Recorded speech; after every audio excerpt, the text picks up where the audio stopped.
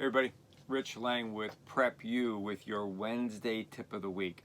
Hey, this week's, I should say, Wednesday tip of the week is fire starters. I'm going to show you a bunch of ones that you all know about. We're going to talk about some that might be a little outside the box. But these are items that you can take with you when you go camping. They should be in your emergency kit, especially your bug out bag, your everyday bag. They should also be in there. You could use it in some of this stuff instead of charcoal lighter fluid for your charcoal grills. A lot of people don't like to use lighter fluid or that matchlight charcoal because they say that it gives a little bit of flavor to the meat or chicken or whatever. But some of these things we're going to show you today you can use instead. Let me get my glasses on and let's go through them. Everybody knows about matches, lighter, and crumpled up newspaper. But it's something you could keep a couple sheets of newspaper with you to start a fire. Something about lighters too. I mean, you've got a couple of different choices on your lighters. You can use Zippos, and of course you're gonna need, lighter fluid to go with them to keep them filled. Zippos have been around forever. Bic lighters are great. This happens to be a lighter that probably won't last very long because it was free when I bought a carton of cigarettes for my wife. There are also very good ones that have more butane on the inside, so don't forget about that. Other match type items, this is like a little flint type thing. You put the Zippo lighter fluid in there. You've got a little striker on the side. You just strike it a couple times and you get fire. So kind of a combination of flint and steel and lighter fluid. So you got that. And when you talk about matches, these matches, just these regular old matches, they don't last very long. The wind blows them out real easy. So what you might want to think about getting are a couple of them. And I'll just show you. This is titanium stormproof matches. These are really nice when you buy them in a kit. You can see those were the strikers that fell out, the extra strikers. You have two on the box, but you get extra strikers in here. These matches last up to 25 seconds and burn underwater. So these are nice to have with you at all times. I would separate them. There's like 50 matches in here. 50 matches in here. And you want to make sure that you can split them up amongst other things. Then there's stormproof matches. These are nice. They've also they're smaller. As you can tell, they're a little bit smaller.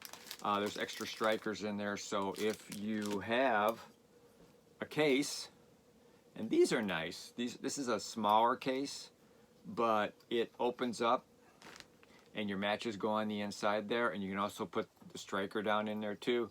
And then you just slide it back together. And then what you do is you just screw it back together and it forms water seal so your matches don't get wet. These are good for like strike anywhere matches for two reasons. Strike anywhere matches, those of us in the fire service have heard of fires that were started, the reason was mice with matches, and that was mice chewing on, and yes, there's documented cases of this happen.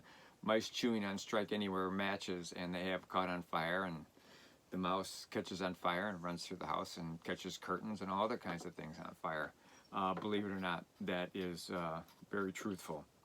So you want to keep strike anywhere matches either in their original box or in something like this. It also keeps other types of matches dry where you can put stuff in there.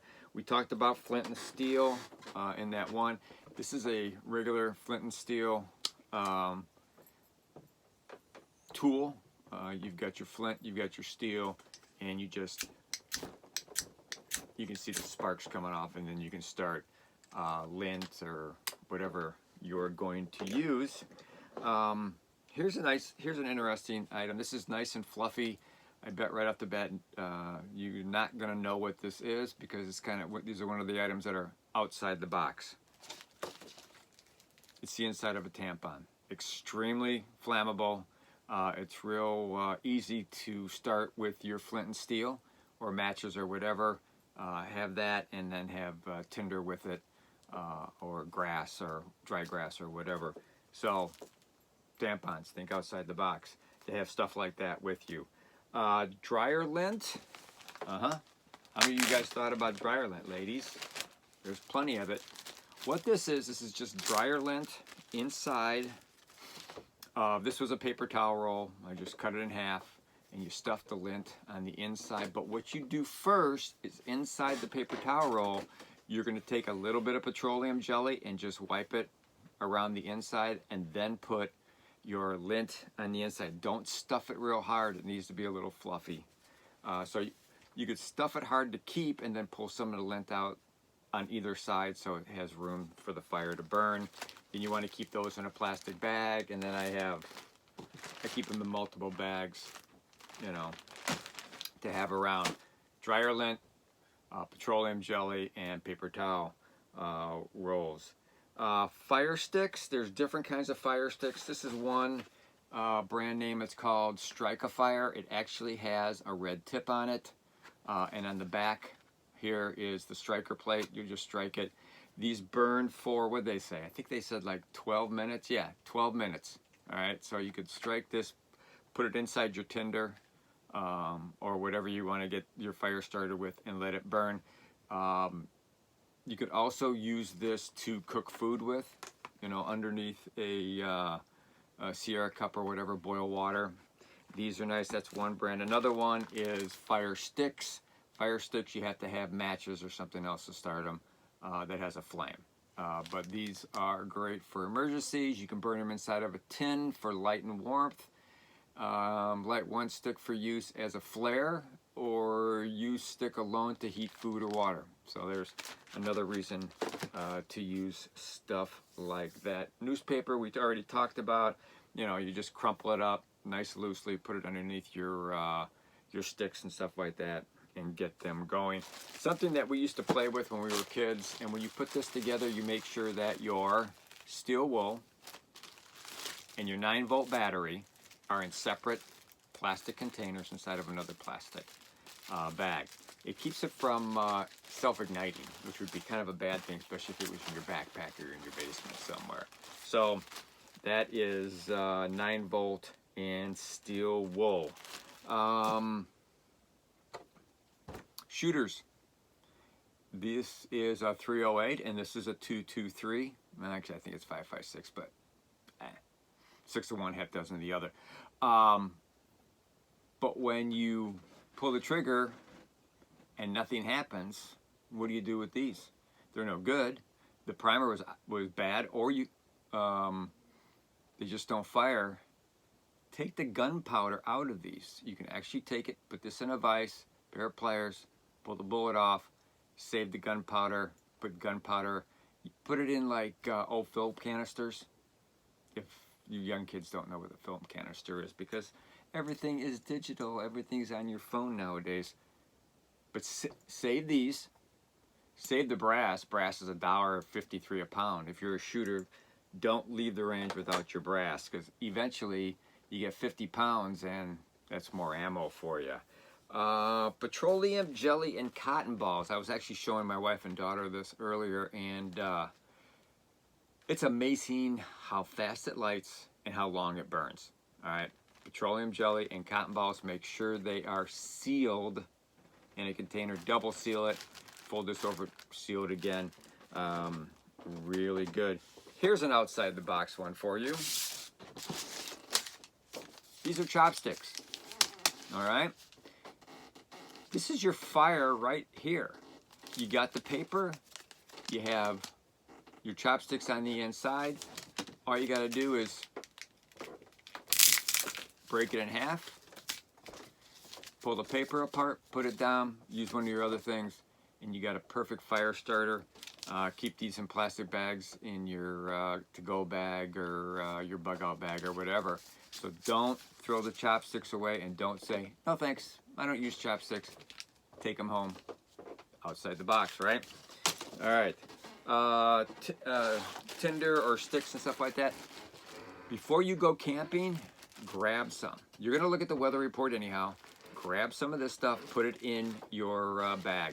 and you're good to go. And military guys, mountaineers and stuff like that will know what this is. Trioxane. It's from the military. It's basically used to heat their food. Each one, you get like, I don't know, 3 in each one of these little boxes. You can get them on Amazon. Not a bad place to get them. So there's that. All right. Other stuff outside the box. Other items.